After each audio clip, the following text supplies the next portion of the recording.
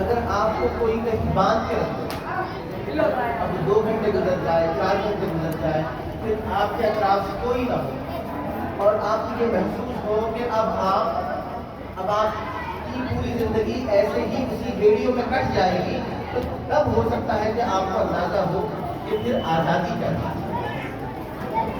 اور ہو سکتا ہے کہ تب فزیکلی جب آپ جو ہے جب آپ محسوس کر لیں گے کہ یہاں سے آزادی ممکن نہیں ہے، تو پھر آزادی کیا چیز ہے، ہو سکتا ہے کہ تب آپ اس کو محسوس کر سکتے ہیں کہ آزادی کسے کہتے ہیں۔ اور اگر آزادی کو جاننا ہے تو آپ ایشیا کے جو کچھ علاقے ہیں جو گلف کنٹریز ہیں، یا آپ فلسطین کا آج کا حال دیکھیں۔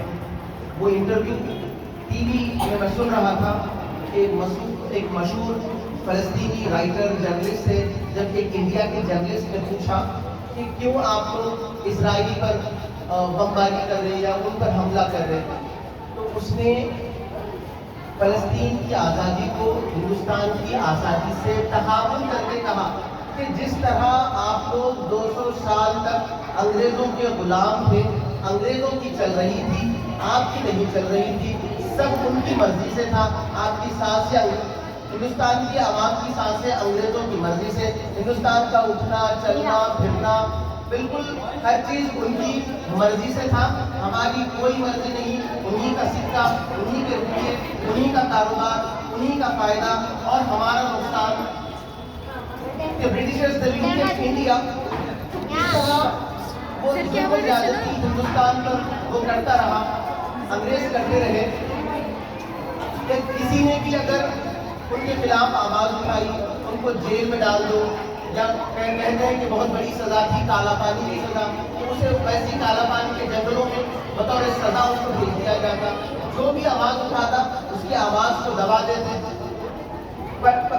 پڑھنے کا کوئی حق حاصل نہیں تھا، ووٹ کرنے کا حق حاصل نہیں تھا، ہم اپنے لیڈر کو چن نہیں سکتے کہ ہم نے حال ہی میں 2 الیکشن دیکھے، ایم ایل اے الیکشن دیکھے اور ایم پی الیکشن دیکھے۔ عوام نے چاہا کہ کے سی آر کو ہرانا ہے تو عوام نے کے سی آر کو ہرا دیا۔ ایک نیا دعوے دار آیا کہ ریونت ریڈی کے نام سے تلنگانہ کا چیف منسٹر نیا دعوے دار ہے، نئے منسٹرز میدان میں ہیں۔ 2024 میں پھر الیکشن ہوئے کہ پھر ایک بڑا مینڈیٹ آیا کہ پھر سے تیسری بار یا نریندر مودی کو تیسری بار پرائم منسٹر بننے کا موقع دیا گیا۔ یہ ہو سکتا ہے کہ آج نریندر مودی ہے، کل وہ بھی نہ رہے، عوام کے ہاتھ میں یہ ووٹ ہم کریں گے۔ تو بیچارہ رکشہ چلانے والا بھی ووٹ کرے گا تو ایک ووٹ گنا جائے گا۔ پرائم منسٹر نریندر مودی بھی اگر ووٹ کرے تب بھی ایک ووٹ ہی کم ہوگا۔ تو آپ دیکھیں کہ وہ زمانہ وہ تھا جہاں ووٹ کا حق ہی حاصل نہیں، نہ بولنے کی آزادی تھی۔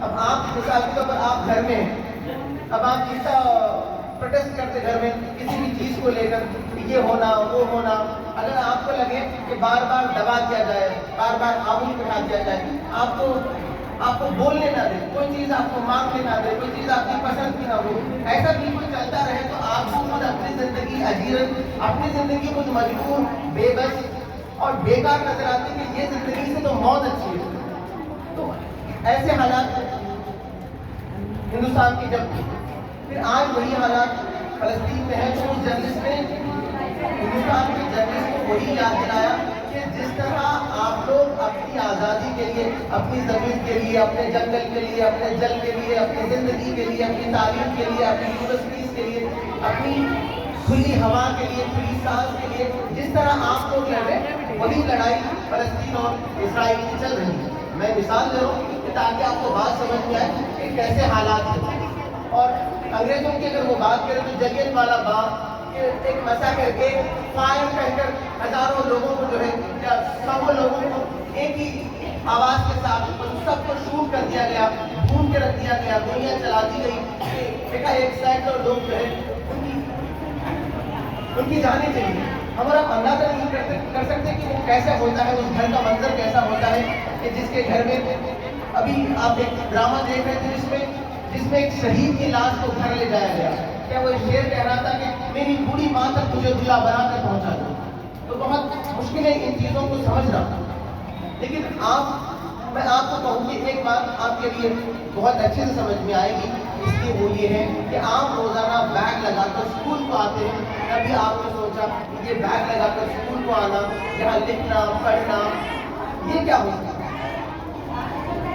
وہ تو بہت بڑی بات ہے. انگریزوں ہندوستان کو آزادی ملی, اپنی وہ آزادی کیسے ملی, کیسے غلام تھے, کتنی قربانیاں دی گئی, کتنے لوگوں کی جانیں گئی, وہ سب ایک بہت بڑی بات ہے جس کو آپ شاید سمجھنے سے حاصل ہے. لیکن یہ سمجھو کہ آپ جو روزانہ بیگ لگا کر اسکول کو آ رہے ہیں, یہ کیا ہوگا, یہ کس لیے ہوگا؟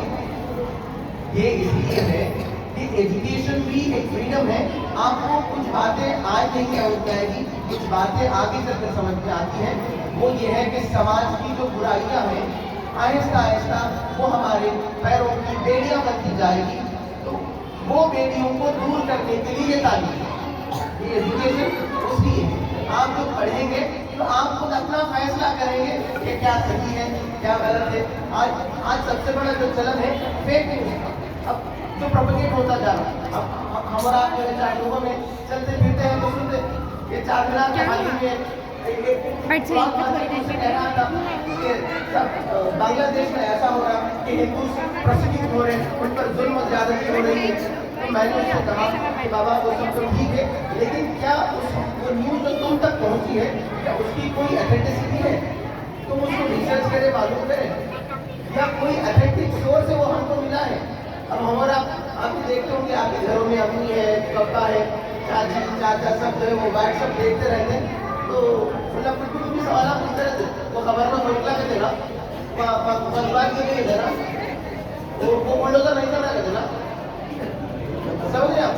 تو یہ وہ ایسا ہوا جیسے بات یہ غیر ضروری, یہ سب فیک ہے, ایک طرح سے فیک نیوز ہے.